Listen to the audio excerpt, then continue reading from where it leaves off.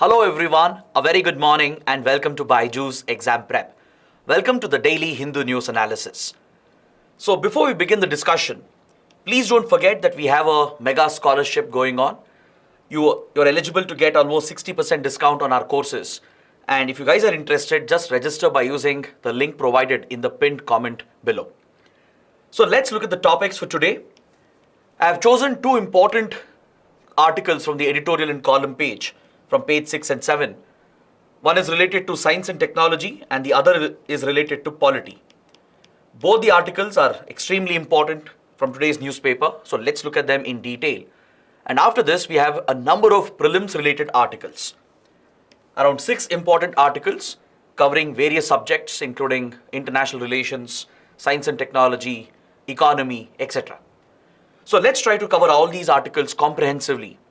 And before we begin, why don't you express your support by pressing the like button, sharing more comments once the session ends, and subscribing to the channel without fail. So let's begin by looking at this editorial from page number 6 that deals with supercomputers in India.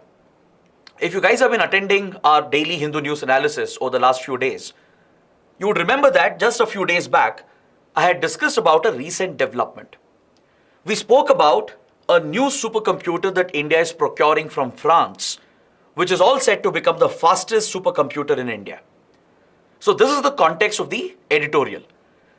Since India is scaling up its supercomputing capabilities, the editorial is examining where India exactly stands as compared to the rest of the world. So let's understand this topic in complete detail. Let's go beyond the editorial. Let's understand what supercomputers are. What are their applications? Where does India stand? How do we compare with other countries? And what can India do to scale up its supercomputing capabilities? So let's try and discuss all these important aspects of this important topic. So first, to beginners, what is a supercomputer? A supercomputer is essentially a computing platform which can operate at its highest operational capacity. It is very different from your regular computing machines like your laptops, desktops, etc. A supercomputer is essentially an array of CPUs or processing units which are set up in parallel processing. And due to parallel computing capabilities, a supercomputer will have immensely higher computational capabilities. Compared to your regular general processing systems, a supercomputer, or the right term would be a high processing or high performance computer. That would be a better apt term. Supercomputer is a more general term which is used. A high performance computing machine, it's essentially an array of processing units carrying out parallel processing which can achieve the highest operational capacity for computers. So such sophisticated high-end systems with immense computational capabilities, they are referred to as supercomputers. These supercomputers, their performance, it's often measured in flops or floating point operations per second. This could be in the range of gigaflops or petaflops or teraflops. Usually, petaflops happens to be the most common measurement to measure the speed of operation, processing speed of these high performance computers. But today we have computers which can carry out operations in the range of teraflops as well. Is that clear? 1 peta is a trillion. Essentially, 1 petaflop, it essentially means that such a supercomputer can carry out 1 trillion floating point operations per second. So this computational capacity or speed is many times higher than your regular general processing machines. This is what sets supercomputers apart from the regular computers. And such supercomputers, they have tremendous applications both in the civilian domain and as well as in the military domain. On the civilian side, these supercomputers can be used for weather forecasting, because forecasting weather based on weathering models, right? It involves simulating the oceanic circulation, the atmospheric circulation, and a lot of data points have to be captured and these conditions have to be simulated. These are high impact and high performance calculations which have to be done by a computer, and you need special computers like supercomputers to be able to run these weather statistical models. Similarly, in aerospace modeling, Also in the field of medicine, to test a drug, to carry out drug discovery, also to predict floods, to map out drainage basins, to carry out data mining based on large volumes of data sets, even in mass intelligence gathering. For example, employing facial recognition through artificial intelligence, scanning through millions of images and picking out the right images. Any such large data-centric operations can be pulled off by supercomputers. This is where you need such high performance capabilities in weather forecasting, in flood prediction, in drug discovery, in aerospace modeling, to model the design of aeroplanes and drones and to test them out in simulated conditions, right? Also to collect intelligence, to use artificial intelligence for civilian and as well as military purposes. So there are numerous applications of such supercomputers. So the latest news from India is that India is going to procure one of the fastest supercomputers in our country from a French company known as Atos. We had signed a contract with France in 2018. It was a flagship initiative of the Modi government to bring in advanced supercomputers into India. And under this contract, France will be supplying high performance computers worth around 4,500 crore rupees by 2025. This first batch of supercomputers that we are going to procure from France, they will be installed at the Indian Institute of Tropical Meteorology in Pune and the National Center for Medium Range Weather Forecasting at Noida. Both of these institutions are under the Ministry of Earth Sciences, and they will use these supercomputers to provide for better weather forecasting, to provide for more accurate and more efficient forecasting models, to predict the weather more accurately, both in a short range and a long range format. Currently, some of the fastest supercomputers in India include the Mihir and Pratyush, which are also present at these institutions, which are used in weather forecasting and weather modeling. So the supercomputing abilities of these institutions will be scaled up by installing these new supercomputers from France, which will have much more operational capacity than Mihir and Pratyush. See, Mihir and Pratyush combined together, their operational capacity is around 13 flops, petaflops that is. Alright, but the French supercomputer India is looking to procure will bring in an operational capacity of 18 petaflops, thus making it one of the fastest supercomputers in the country. So let's further dive into this topic and understand what other roles can supercomputers perform. What are the various applications? Let's look at India's achievement in this domain, in this critical domain, and talk about where India stands with as compared to the rest of the world. As I told you, these supercomputers are primarily used in weather forecasting because weather modeling is a very complex exercise involving very large-scale computations.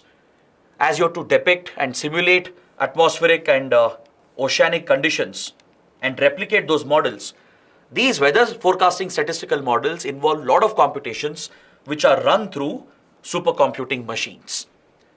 They will quickly churn out the data and the equations, and they provide for more accurate long-range and short-range forecasts. Be it the long-term prediction for the monsoon for the entire season, or be it the fortnightly predictions or even the daily weather predictions. They're all brought out by the Ministry of Earth Sciences, the IMD, and the concerned institutions by relying upon such supercomputers. This is one primary application of supercomputers in the civilian domain. There are extremely powerful machines which are being used in aerospace modeling, as we discussed, to design airframes, to calculate drag coefficient, right? And to come up with more efficient design of planes and other vessels and drones. Supercomputers play a critical role. Even in the auto industry, private companies also rely on supercomputers in modeling, right? So there are numerous applications here, and obviously this has a huge defense application and a military application.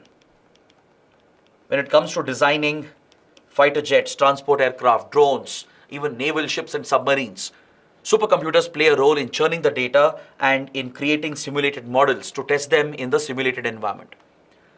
Then in the field of medicine and pharmaceuticals, even in this domain, supercomputing plays a critical role, especially in drug discovery, in understanding the spread of a particular disease, let's say like COVID-19. If you have to predict how an infectious disease is going to further spread in the community, supercomputing models can play a very big role, right? Also in testing and deployment of drugs and vaccines, supercomputers can play a very big role. So there are numerous areas where high performance computing plays a critical role. In case of big data mining, big data churning as well, supercomputers are widely used both by government institutions and as well as by private institutions.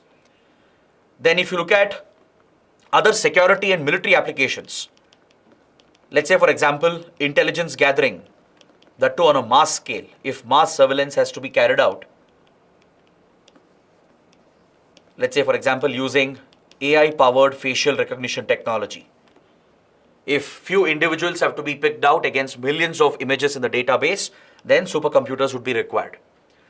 Even for interception and tapping of communication by intelligence agencies. Let's say all internet and mobile traffic is being scooped up by intelligence agencies. They're looking out for certain keywords or certain voice patterns. Even then, supercomputers play a critical role in helping out intelligence agencies to collect such vital pieces of intelligence. So across civilian and military domains, supercomputers play a key role, and today it has become a symbol of national pride to have more and more supercomputers. All the top countries, be it US, China, Japan, European powers, and of course India, they're all in competition here as supercomputers play a key role in all the emerging and critical technologies, especially in the field of artificial intelligence. All right. So now that you have understood the significance of supercomputers, let's talk about where India exactly stands, what's happening in the rest of the world. See, when it comes to supercomputing, the very word supercomputer, it's a very temporary word. Today's supercomputer can become outdated very quickly. For example, the supercomputers of 1990s, they're actually much slower than your fastest laptops and gaming consoles.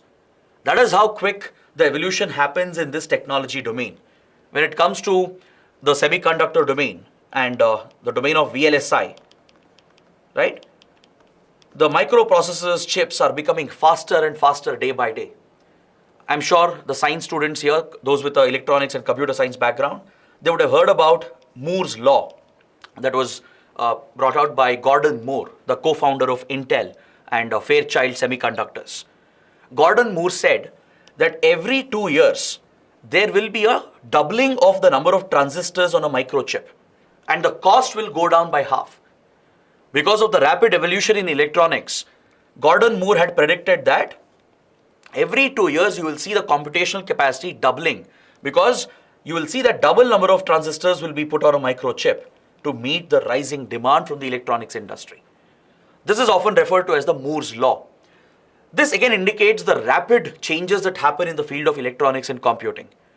Every year, every 2 years, every month, in fact, there are rapid evolutionary changes which happen. So supercomputer, the word itself, even though it's a buzzword, right, it gets outdated very quickly. Today, you might have a capacity of 18 petaflops. Tomorrow, someone else will bring in a higher computing system with 30 petaflops. Countries like US and China, they have computational capabilities in the range of teraflops. India is yet to get there. We don't have a single machine with teraflop capability, right? India is miles behind US and China in that regard.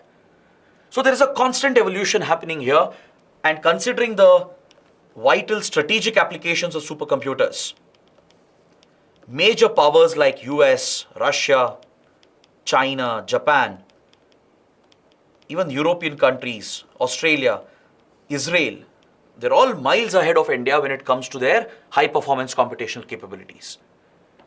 So if you just look at India's supercomputers, many of our supercomputers, they don't even rank in the top 500 project. There's something called the top 500 project. It's a global initiative to rank the fastest supercomputers in the world. In India, we have very few listed on the top 500 list. See, India also ventured into the supercomputer domain back in 1990s itself.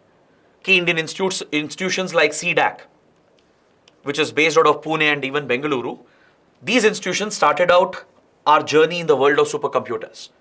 Today, many key research institutions in India, including all the top IITs, the Indian Institute of Science, many of these academic institutions and research institutions, they all have their own supercomputers. IIT Roorkee, IIT Guwahati, right? Indian Institute of Science Bangalore.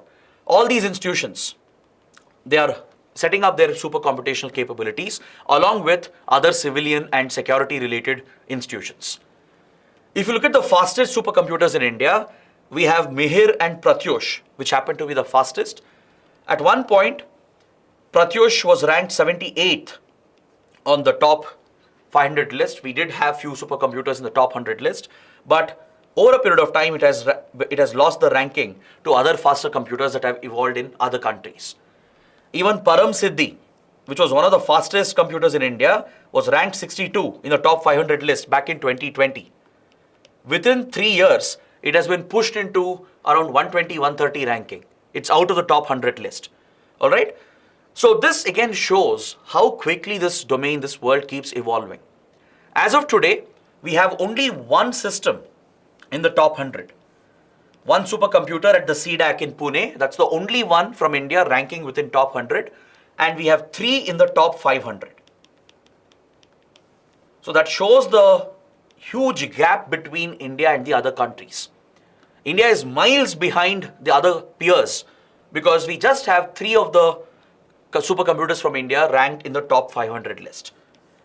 So once the French machines are installed and once it brings in 18 petaflops of computing capacity, this would become India's fastest supercomputer. So to scale up India's initiatives in the supercomputing domain, we have a dedicated mission for this called the National Supercomputing Mission. This topic could be very important for your prelims and mains.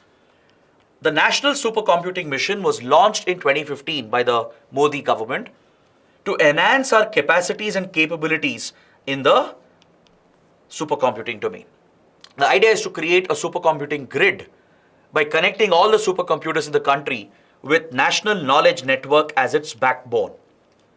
The focus is on research institutions, academic institutions like IITs, Indian Institute of Science, then all the institutions under the Ministry of Earth Sciences, which are involved in weather forecasting, right? So across these public institutions, research institutions, supercomputers would be set up to scale up our capabilities and capacities, and a powerful supercomputing grid, a national grid, an interconnected grid will be created with national knowledge network as its backbone.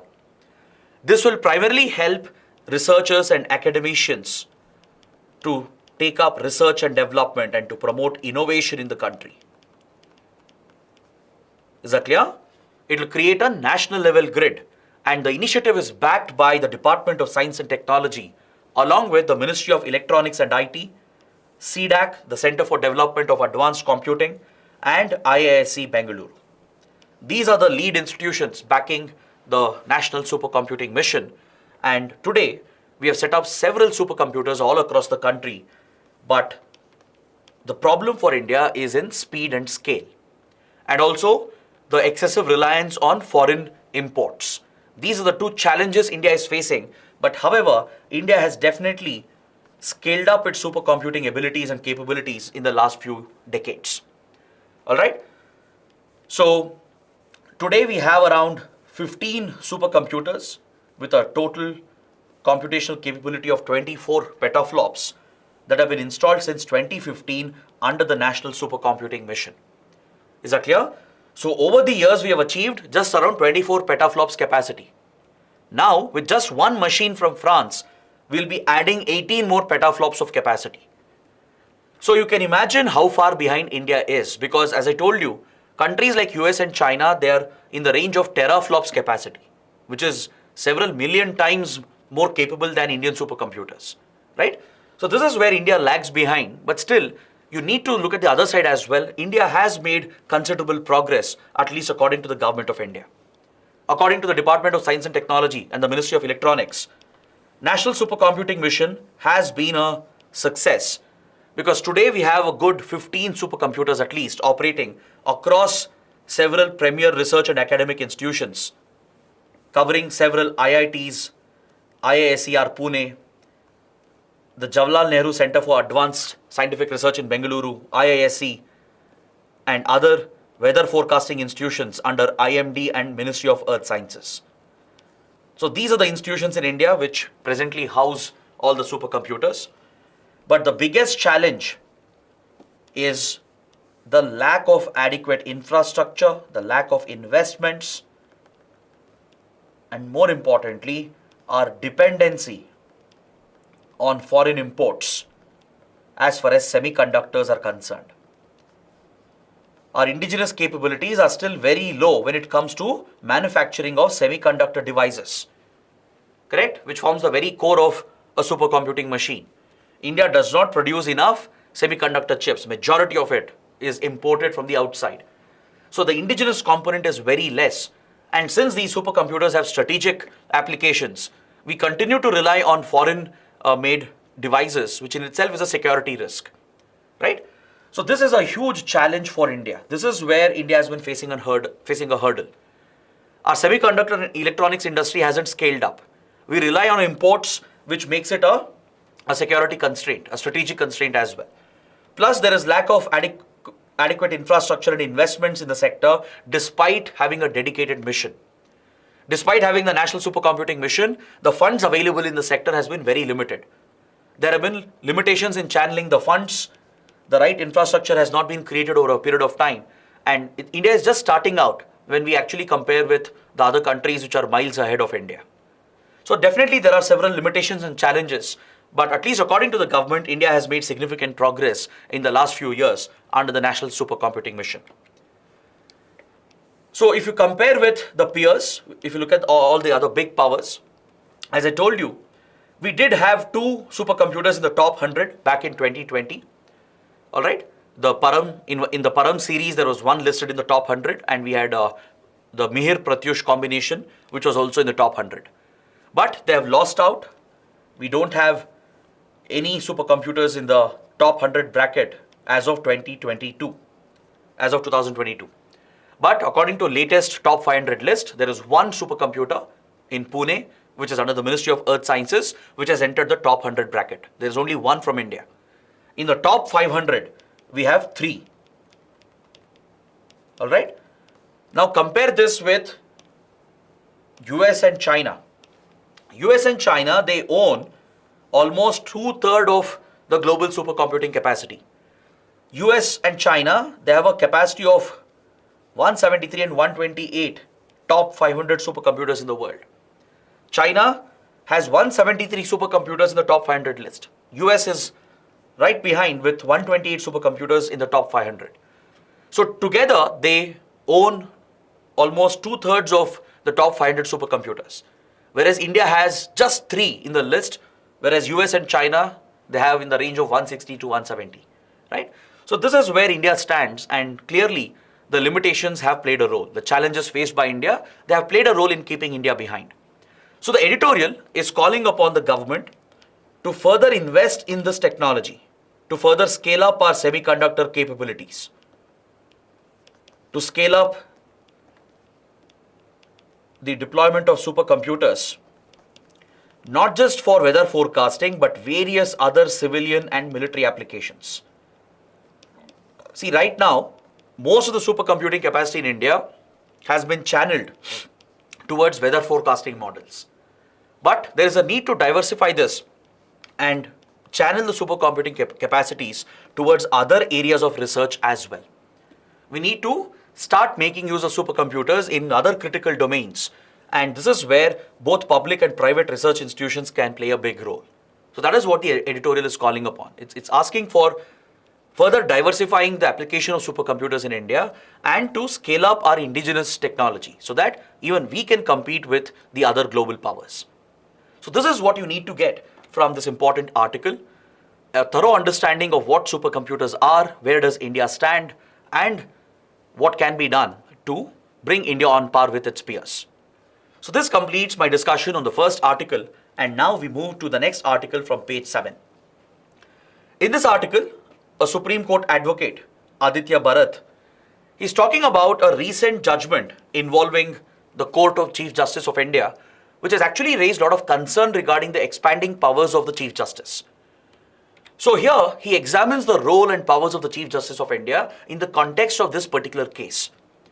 So let's look at the context first. Let's understand what case he is referring to, what really happened in this particular case, and then talk about the role of Chief Justice of India as the master of the roster. See, recently, one of the division benches of the Supreme Court, which is not headed by the Chief Justice of India, it passed a judgment in the Tchakri versus Union of India case. In this case, this division bench of the Supreme Court ruled that when an under trial is still undergoing trial, when the investigation is still not completed, the under trial has a right to be released on default bail, especially when investigation is getting delayed beyond the statutory time limit, beyond the limit allowed by the law. If the investigating agencies are delaying investigation, if they're not able to bring up a final charge sheet against the accused, then the under trial has a right to get default bail. Bail by default is the norm in such cases. So this division bench of the Supreme Court upheld this important right of the accused, that under trials have a right to be released on default bail if investigation remains incomplete, if investigation is going beyond the statutory time limit. This judgment was hailed by activists as it would favor the accused if they are facing any unfair charges. All right? Because see, generally, investigating agencies, what they do is, when they are not able to wind up their investigation, when they are not thorough in their investigation, if they are not able to bring up the right evidence, they will just file for a preliminary charge sheet to ensure that the accused does not get bail. This is an unfortunate practice amongst Indian investigating agencies, especially at the state level by state police, even in several cases of central investigating agencies as well. There is a practice that if they are not able to bring up all the evidence within the time limit that is allowed, to ensure that the accused does not get bail, what they do is, by bringing up some evidence, they'll file a preliminary charge sheet against the accused to prevent the courts from granting bail to the accused. This is a derailment of the rights of the accused to get default bail. So the Supreme Court had stepped in, the division bench in the Tchakri case had stepped in and had ruled that the right to be released on bail will not be extinguished by just filing a preliminary charge sheet. The division bench noted this practice, that investigating agencies, they're inefficient, they're not able to complete the investigation on time, they're not able to file the final charge sheet. So what they're doing, they're just trying to prevent the accused from getting bail, and they file a preliminary charge sheet to undermine this right of the accused. So the Supreme Court had ruled that right to be released on bail will not be diminished by just filing a preliminary charge sheet. All right? So it concluded that the accused right to seek default bail, if investigation is not completed within the statutory time limit, will have to be provided to the accused. Now this was seen as a landmark ruling, a very important ruling that upheld the rights of the accused to get default bail, bail by default, if investigating agencies are delaying the investigation, if they are not able to close the investigation within the statutory time limit. Then what happened? The government of India, the union government, stepped in, and generally the process is, if the government was not happy with this ruling of the division bench, the government of India should have filed a review petition in front of the same division bench. This is the accepted legal practice. This is something that's in line with the Constitution of India and the rules of the Supreme Court. Let's say a division bench has passed a ruling with which the government of India is not happy. Now the government wants to challenge this decision. So the accepted process is that it should go for a review petition. It can challenge the ruling by filing a review in front of the same division bench. Now in this particular case, with regard to the Tchakri judgment, what did the government do? The government directly approached the Court of Chief Justice of India. It approached the bench headed by the Chief Justice himself, and here it filed a recall petition. The government approached the Court of Chief Justice of India, which is a separate bench altogether compared to the division bench, and it filed a recall petition urging the Chief Justice to recall this order of the division bench. Now this is quite unprecedented because this is not in line with the legal constitutional practices. If the government wants to challenge a decision, review petition is the way in front of the division bench. It can't bypass this process and approach the Court of Chief Justice directly, seeking a recall of this judgment itself. And shockingly and surprisingly, the Court of Chief Justice of India entertained the recall petition. It allowed the recall petition by the union government and it has passed an interim order. This is where lawyers and activists have become concerned. The Court of Chief Justice of India took in this recall petition of the government by bypassing the established rules and norms, and it passed an interim order saying that bail applications by all the courts will be decided for the time being without taking into account the precedent laid down by Ritu Chhabria judgment. Essentially, it has set aside the judgment indirectly. The Court of Chief Justice of India has stepped in, which is against the established norms and practices. It has entertained this recall petition from the government and passed this interim order saying that all the courts in the country, when they are deciding bail applications, they should not consider the precedent set by Ritu Chhabria judgment. For the time being, that is for the time being. This essentially strips the whole decision of the division bench itself. Indirectly, it has rejected this judgment of the division bench and it has allowed the previous practice to continue for the time being. Now, what is the problem here? What is the issue with this? The writer is pointing out that this is an extraordinary decision by the Court of Chief Justice of India. By rejecting the established process, which is to file review petition in front of the division bench, and by interfering with the powers of the division bench, the Court of Chief Justice of India is setting a wrong precedent. That as if the Chief Justice of India is superior to other judges of the Supreme Court. This is not the case in India. With regard to our Supreme Court, the highest judiciary, all the judges are equal. The Chief Justice is simply the first among all equals. Only in certain specific areas and matters, the Chief Justice has been given few extraordinary powers. It only has to deal with administrative decisions and the smooth functioning of the court, where the Chief Justice is seen as the master of the roster.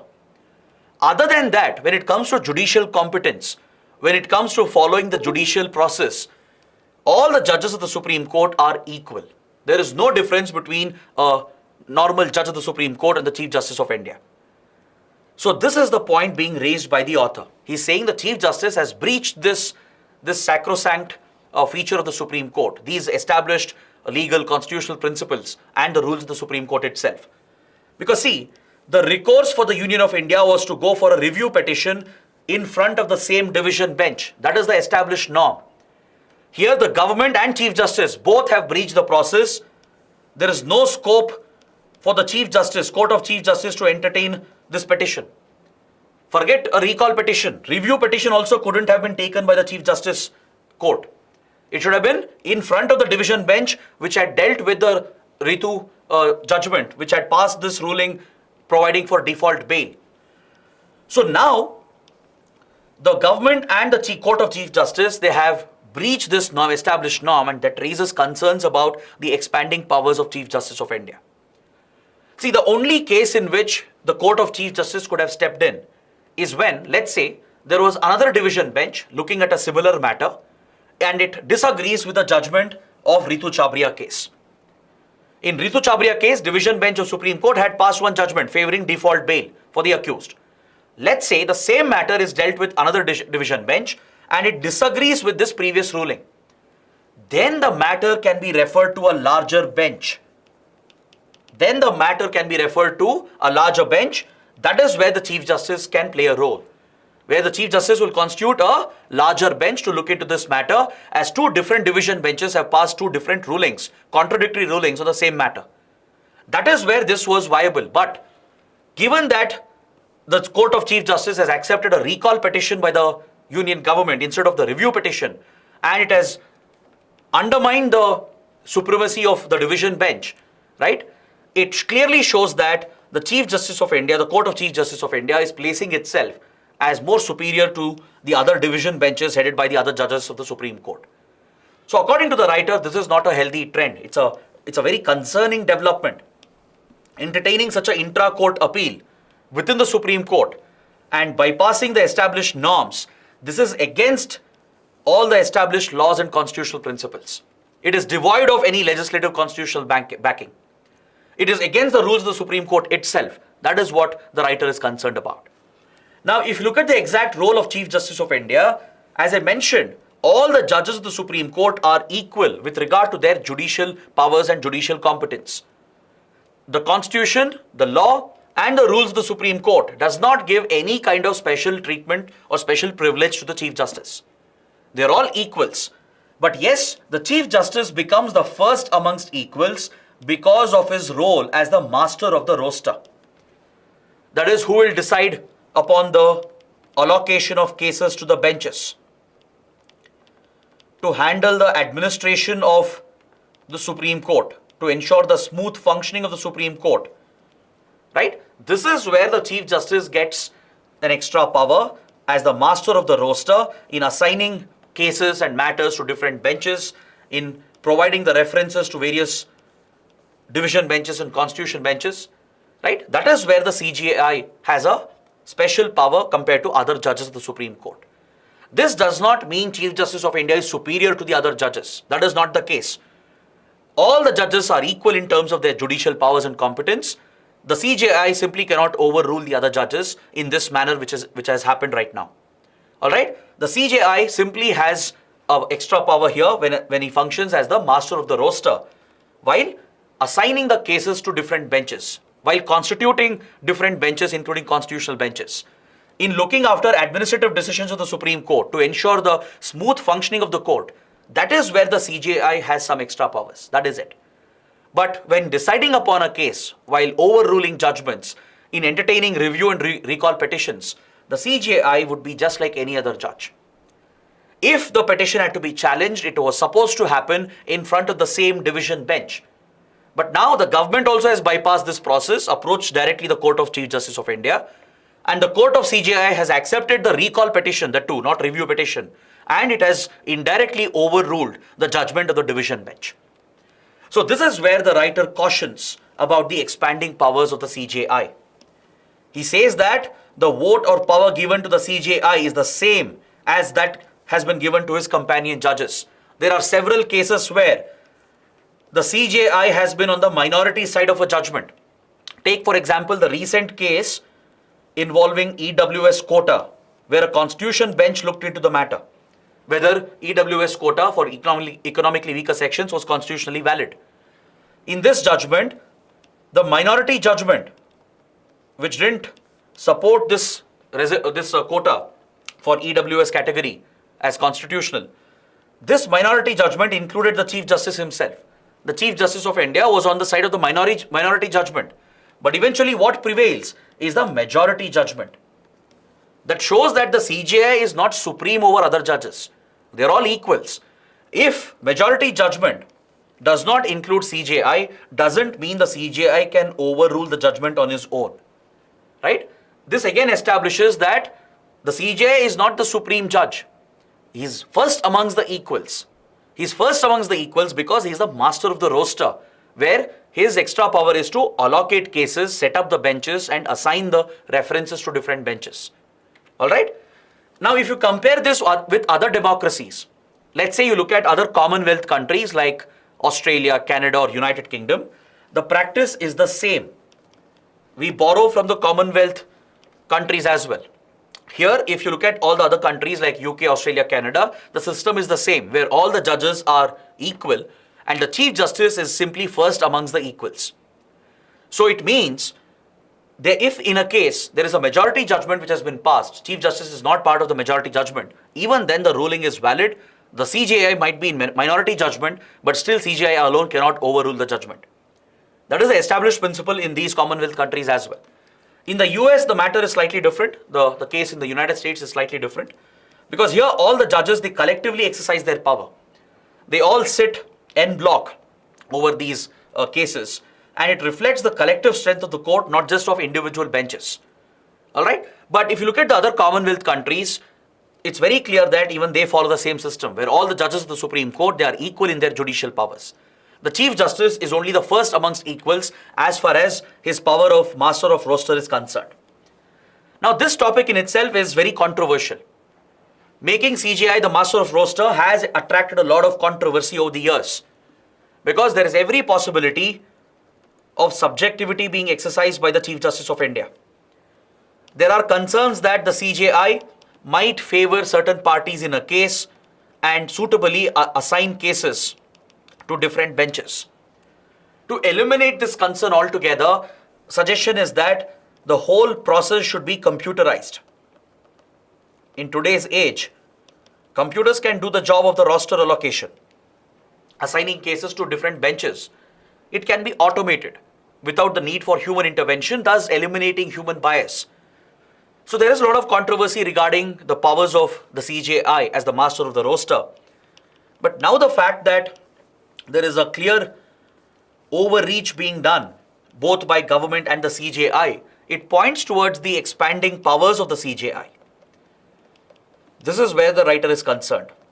He expresses concern about how the CJI is seen to be giving more powers to the office of the CJI, where the CJI is seen to be superior to other judges and even in overruling the judges without a constitutional legal basis. Is that clear? So this expanding powers of CJI is the concern of the article, and hence he's suggesting that master of roster power should be taken away from the CJI. He says the CJI need not be involved in allocating cases in setting up benches. This could be done through an automated computerized system so that the whole bias, human bias, can be eliminated here. All right. So this is what you should understand from this important column that the Hindu has brought out in regard to the Ritu Chhabria case. Now let's move on to the prelims related articles today. We have a lot of articles from the prelims section. Let's look at this article from page number 10 that deals with Vande Bharat Express. The Vande Bharat Express is a flagship train that the Modi government has launched across the country. Around 14 routes have already been operationalized, and the latest route has been opened, which is the first Vande Bharat Express in the northeast of India. Is that clear? The first Vande Bharat Express of northeast of India has been inaugurated, and this train route connects Guwahati in Assam with New Jalpaiguri in West Bengal. Please make a note of this. I know it's very factual, but if you have seen this year's prelims paper, UPSC has surprised everyone by relying on heavily factual questions and factual statements, right? So you never know. Better to be prepared. The Vande Bharat Express for the first time has been launched in northeast India. It will connect Assam with West Bengal, Guwahati with New Jalpaiguri. The other important point to note here is that the Modi government has committed a higher budgetary allocation to northeast India as far as the railway budget is concerned. Almost 10,000 crore rupees has been allocated, which is nearly 4 times compared to earlier budgets. And the vision, the long-term vision, is to connect all the capitals of northeast India with the rest of the country. Very soon, in a few years, you will see that the capitals of Manipur, Mizoram, Nagaland, Meghalaya, Sikkim, and of course Assam, they will all be interlinked, and these networks, railway networks, will be brought on broad gauge network, and it will be interconnected with the rest of the country. This improves transportation and connectivity with the northeast region, which has been a huge challenge since decades. It will enable the faster movement of people, it will enable tourism, it will also provide for faster cargo movement, freight movement, that will help in enhancing economic activities as well, along with construction of large projects in the northeast of India. So this has huge economic implications.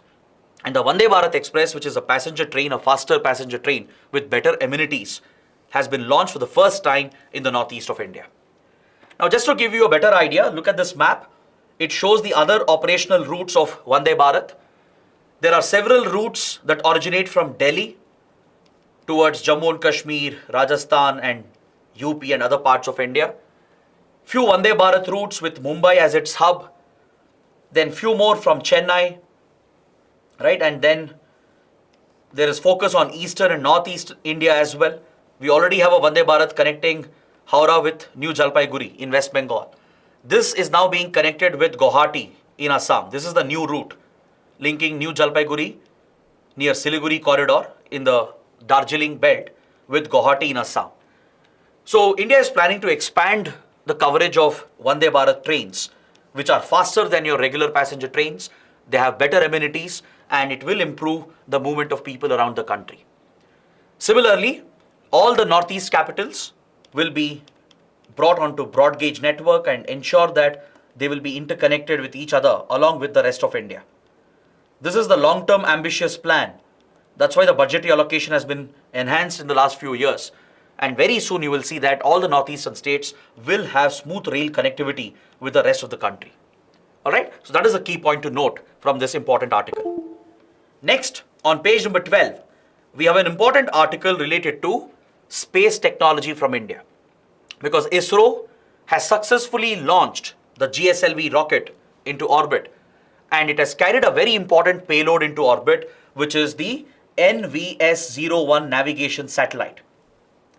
It is part of the NavIC constellation of satellites which are being launched by ISRO as part of the IRNSS project, the Indian Regional Navigation Satellite System. Just like the US has the GPS, the Global Positioning System, right? Russia has GLONASS. Then European countries have Galileo. These are global positioning systems where a constellation of satellites in geosynchronous orbit will provide positional and navigational information. Right? This has numerous civilian and military applications. The Google Maps that we use for directions when we are driving, right? And all the various applications that are there, which are built upon this interface, this API, right? Like all the cab aggregators, the e-commerce platforms and food delivery platforms, right? All the mapping services they use. It is all based on the technology, the output that is provided through such global constellation of satellites. So India also is in this domain, and we are building a regional navigation system, if not a global satellite system. So the NavIC project, or IRNSS, is an ambitious initiative of ISRO to set up a series of satellites around India, at least 7 in the initial stages, and we are looking to scale it up to around 12 to 14 satellites in orbit, which will provide for regional satellite navigation. The current plan is to have 3 satellites in geostationary Earth orbit, where they appear stationary over the Earth as they are locked with the speed of Earth's rotation at a distance of approximately 36,000 kilometers from the Earth's surface. 4 satellites will be in synchronous orbit with an inclination towards the equator. And these constellation of satellites, which carry atomic clocks on board, they have been equipped with indigenous atomic clocks. That is something unique about the latest launch. These atomic clocks, they operate in synchronization, they maintain accurate time and maintain accurate locational data, and thus they provide for geo-positioning or geo-informational data. Is that clear? They basically help you point out where exactly are you located as far as your coordinates are concerned. Right? So this technology of navigation and mapping and positioning system can be immensely useful across domains. As I told you, in the civilian sector, it can be used for various purposes. For improving transportation and logistics, for improving efficiency in logistics, to provide for navigation for commercial passengers, right? To help those who go on treks and hikes. For them, it will be helpful to locate their position on Earth. Similarly, it has several military applications. It will help in guiding targeted weapon systems. It will help in guiding fighter jets and naval ships and submarines, and in launching guided missiles as well, precisely towards their targets. Right? It helps in tracking objects of interest of enemy countries. It helps in disaster management as well. It plays a very big role in disaster management. So such positioning navigation satellite systems, they are the norm. Even China has its own global positioning system. So India also is venturing out, at least if not a global satellite system as of now, we are at least planning a regional navigation satellite system. And one of the key satellites in this series, the NVS-1, has been launched yesterday by the GSLV rocket. This is also the success of GSLV, because GSLV is now equipped with the cryogenic stage. It is equipped with the cryogenic engine in the last stage, which provides for immense thrust to carry heavier payloads into orbit. Is that clear? GSLV is a 3-stage rocket where the final stage is a cryogenic stage. In a cryogenic engine, liquid hydrogen and liquid oxygen, they are combusted, they're burnt at extremely low temperatures. And controlling such a combustion is very challenging at such low temperatures. So India has slowly mastered this technology. Initially, we had struggled with this for decades. We had got some support from Russia as well, but now we have indigenously developed our cryogenic engine, and successfully GSLV has been having successful launches. This is the 9th flight of GSLV with the indigenous cryogenic stage, and the 6th operational flight of GSLV rocket with a cryogenic stage. This is very crucial for the Gaganyaan mission which is coming up, India's first manned space flight, because that would be carried by GSLV Mark III, the most powerful of the GSLV rockets, the most powerful rocket of ISRO, which will be carrying India's first astronauts on board into space under the Gaganyaan mission. All right, so that is another key feature of yesterday's launch, where the cryogenic engine again has proven its capabilities. Also, the atomic clock which was used on NVS-1 navigation satellite is an indigenous atomic clock.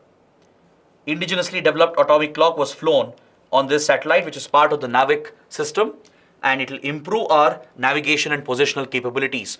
And very soon we'll have a much bigger network of NavIC satellites that will cover this immediate region around India. The range is roughly around 1,500 kilometers around India. Please remember this. The main objective of the NavIC mission is to cover a region of around 1,500 kilometers around our country to provide these navigation and positional information. Next article from the same page related to UN peacekeeping. See, India has a lot of experience in UN peacekeeping missions. India has been the biggest troop contributing country to UN peacekeeping forces. Till date, we have contributed more than 2 lakh soldiers from India, from the Indian Army and from various paramilitary forces like BSF, ITBP, etc. We have even deployed an all-women contingent in several peacekeeping missions of the UN, especially in African countries. So as the largest troop contributing country, we have suffered the largest losses as well. We have lost more than 175 soldiers, and 150 of them are from Indian Army itself. So India has suffered the biggest loss in UN peacekeeping missions. So now India has this image of contributing to UN peacekeeping missions, and we're looking to share this expertise with others. So India and ASEAN countries have signed an agreement as part of their defense cooperation, which is a key component of our Act East policy. Under the Act East policy, India has been prioritizing its ties with Southeast and East Asian countries. So under this, defense relations are being promoted between India and ASEAN. As part of the defense cooperation, India has agreed to train ASEAN countries in UN peacekeeping missions. That too, an all-women contingent from ASEAN countries will be trained by Indian forces so that even they are ready to be deployed in UN peacekeeping missions. Is that clear? This is part of India-ASEAN defense cooperation, where Indian peacekeeping forces will train an all-women contingent from the ASEAN countries to help them prepare for peacekeeping deployment under the UN banner. All right, so that is another key development. Next, on the same page, we have an article related to art and culture. It refers to Sufiyana Mausiki, an art form from Kashmir, and Tchakri. These are two traditional and devotional folk songs from Kashmir, which is linked with the carpet weavers and shawl weavers of Kashmir. The carpet and shawl weavers in Jammu and Kashmir, right? They are associated with this Sufi tradition of music. It's a very traditional art form. These devotional folk songs, they are sung by artisans. They are sung by the carpet and shawl weavers who practice this traditional art form. It's called Sufiyana Mausiki and Tchakri, which has been recognized as one of the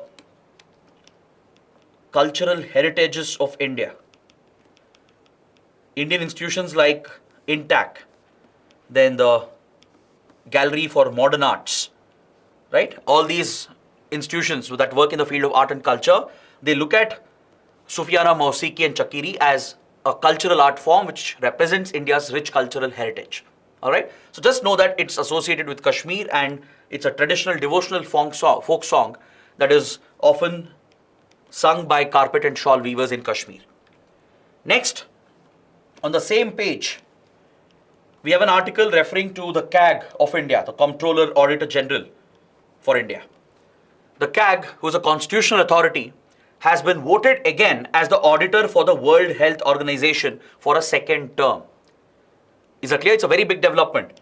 India's CAG had been voted as the auditor for WHO back in 2019.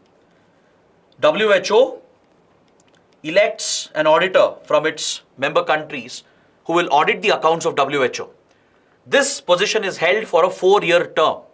So back in 2019, India's CAG had been elected as the auditor of WHO until 2023. Now that the term is getting completed, the next elections were held, and again India has won this election. India's CAG has been re-elected for a second term, for a second 4-year term, to audit the accounts of WHO from 2024 to 2027. All right? So please note down this development, and also please write that CAG is a member of the UN panel of external auditors. Only these auditing organizations, which are members of UN panel of external auditors, can contest the elections of WHO auditors. If you have to contest the auditors of WHO, then you have to be an empaneled member of the UN panel of external auditors. And India's CAG is a member of the UN panel of external auditors. Is that clear? So that is another important factual point. Then finally, the last article referring to the Central Vigilance Commission. Because India's new CVC, Central Vigilance Commissioner, has been sworn in by the President in the presence of the Vice President and the Prime Minister of India. All right, Praveen Kumar Srivastava, who has worked in the government previously, played a key role in India's negotiations with WTO, right? He was a Vigilance Commissioner, he has been elevated to the CVC, and he has been sworn in by the President of India as the new Chief Vigilance Commissioner. So this brings us to the topic of CVC. Let's understand what exactly is the role of CVC, the functions of CVC. The Chief Vigilance Commission, headed by the Vigilance Commissioners and the Chief Vigilance Commissioner, it was established in 1964 on the recommendations of the Santaram Committee that dealt with prevention of corruption. Is that clear? It traces its origin to the British era War Department, the War Supply and Department during the World War era, where the British had set up a vigilance organization along with a special police establishment, which became the predecessor of the CBI. All right. So CVC also has the same origin. To tackle corruption in the War and Supply Department, the British had set up the Special Police Establishment and a vigilance agency. The Special Police Establishment eventually became the CBI, and the vigilance agency that set up eventually became the CVC. So the Santaram Committee that was set up to tackle corruption, to give out recommendations on tackling corruption within the government, suggested a vigilance commission, and accordingly the CVC was set up in 1964. Now it's a statutory body, as the CVC Act was enacted in 2003, which has conferred the statutory status. So the appointment process, the terms, the powers, the functions are well defined under the law. It's the President of India who appoints the CVC and the Vigilance Commissioners. Of course, the President will act on the aid and advice of the Council of Ministers. All right. So the government directly plays a role here.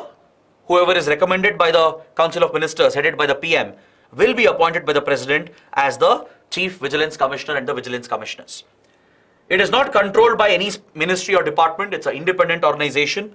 It's only responsible to the Parliament of India. This is what makes the CVC quite powerful as an agency. All right. So it essentially ensures vigilance within the government, tries to prevent any leakage of funds, any diversion of funds, any corruption within the central government, right? So all such corrupt and illegal activities are kept under check by the CVC, and it can receive complaints from the government, from Lokpal, and from whistleblowers within the government, or maybe from media, maybe from the civil society or NGOs. All right, anybody can approach the CVC, any whistleblower, if you have any evidence of corruption and malpractices within the central government, the Lokpal, which is meant to tackle corruption, right, and of course the central government itself. They can refer cases to the CVC to look at these instances of corruption that could have happened within the government of India. The CVC does not have its own investigative powers. It relies on the CBI for that. It is not an investigating agency. It only maintains vigilance, and these matters are further referred for investigation to the CBI. Or it will work with the chief vigilance officers in each ministry and department. In every ministry department, there will be chief vigilance officers who will coordinate with the Vigilance Commission, with the CVC, right? So it plays a key role in ensuring transparency and accountability within the central government. So this completes my discussion for today. Please take down the mains practice questions. We have one question on India and supercomputers and one question on the Chief Justice of India and the expanding powers and his role as the master of roster. So please try and answer these questions. We've already discussed the topics in detail. Post your answers in the answer rating portal, for which link has been given in the description box below. So this winds up our discussion. We'll see you again tomorrow. I hope it was a good, fruitful session. Do let me know how it went in your comments and do press the like button. So that is it for today. Thanks for watching. Have a good day.